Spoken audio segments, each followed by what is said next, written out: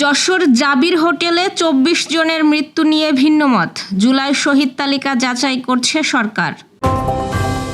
উদ্বোধনের পরদিনই ভাসানী সেতু থেকে ৯২৫ কোটি টাকার বৈদ্যুতিক কেবল চুরি। জাতিসংঘ দূতের সঙ্গে বৈঠক, রোহিঙ্গাদের সহায়তায় অনুদান কমে যাওয়ায় প্রধান উপদেষ্টার উদ্বেগ। দেশজুড়ে বৃষ্টির আভাস, ৩ বিভাগে অতি ভারী বর্ষণের শঙ্কা। ভৈরবের ফেরিতে ট্রলারের ধাক্কা, ৩ যাত্রী নিখোঁজ। বাংলাদেশ সফর স্থগিত করলেন ইতালির প্রধানমন্ত্রী, জানানো হলো কারণ।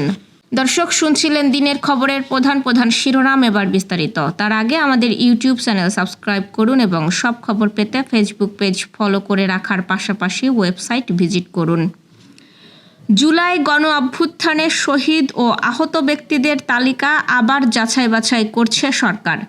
গেজেটে প্রশ্নবিদ্ধ নাম অন্তর্ভুক্ত হওয়া নিয়ে সমালোচনার মুখে এই উদ্যোগ নেওয়া হয়েছে। এজন্য ইতোমধ্যে দেশের সব জেলা প্রশাসককে চিঠি দিয়েছে মুক্তিযুদ্ধ বিষয়ক মন্ত্রণালয়।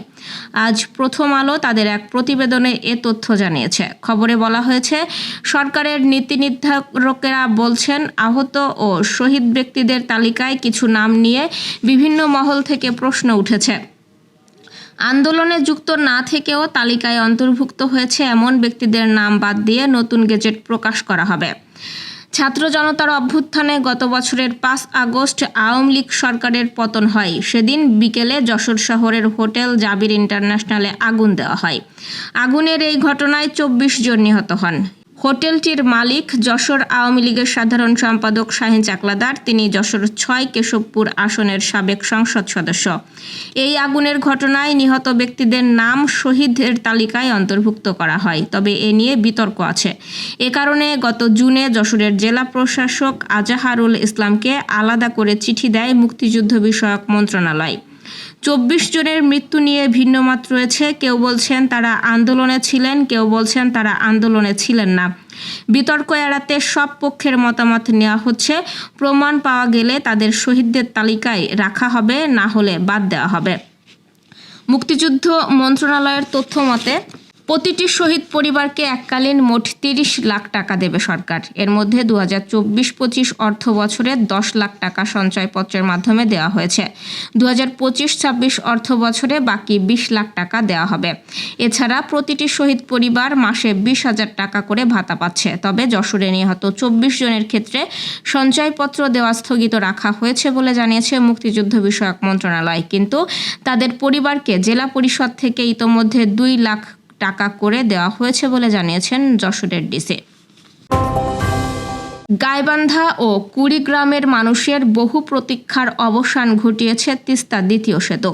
বহুল প্রতীক্ষার এই সেতু উদ্বোধনের মাত্র একদিনের মাথায় চুরি হয়েছে প্রায় ৩০০ মিটার বৈদ্যুতিক কেবল। এতে সন্ধ্যার পর ঘুটঘুটে অন্ধকার নামছে ওই অংশে। বৃহস্পতিবার সেতু থেকে কেবল চুরির বিষয়টি ধরা পড়ে। এর আগে বুধবার এই সেতুর উদ্বোধন করেন স্থানীয় সরকার, পল্লী উন্নয়ন ও সমবায় মন্ত্রণালয় এবং যুব ও ক্রীড়া মন্ত্রণালয়ের উপদেষ্টা আসিফ মাহমুদ সজীব ভূঁইয়া। উদ্বোধনের পরদিনই সেতু থেকে কেবল চুরির ঘটনায় ক্ষোভ জানিয়েছেন স্থানীয়রা। স্থানীয় সূত্রে জানা গেছে, বৃহস্পতিবার বিকেলে মাওলানা ভাসানী সেতুর ল্যাম্পপোস্টগুলোতে বিদ্যুৎ সংযোগ চালু করতে গিয়ে দেখা যায় বাতিগুলো জ্বলছে না। পরে অনুসন্ধানে জানা যায়, সেতুর হরিপুর পয়েন্ট থেকে সংযোগ নেওয়া বৈদ্যুতিক তার কেটে নিয়ে গেছে চোরচক্র। সবশেষ রাত 10:30টার দিকে বিষয়টি নিশ্চিত করেন উপজেলা প্রকৌশল অধিদপ্তরের উপসহকারী প্রকৌশলী মাহবুবুর রহমান মিলন। মিয়ানমারে মানবাধিকার পরিস্থিতি নিয়ে প্রধান উপদেষ্টা অধ্যাপক মোহাম্মদ ইউনূসের সঙ্গে সৌজন্য সাক্ষাৎ করেছেন মিয়ানমার পরিস্থিতি বিষয়ক জাতিসংঘ দূত টম অ্যান্ড্রুজ। আজ সকালে প্রধান উপদেষ্টার বাসভবন যমুনায় তাদের এই সাক্ষাৎ অনুষ্ঠিত হয়। অ্যান্ড্রুজ 25 আগস্ট কক্সবাজারে অনুষ্ঠিত হতে যাওয়া আন্তর্জাতিক রোহিঙ্গা কনফারেন্সে যোগ দিতে ঢাকায় সফর করছেন।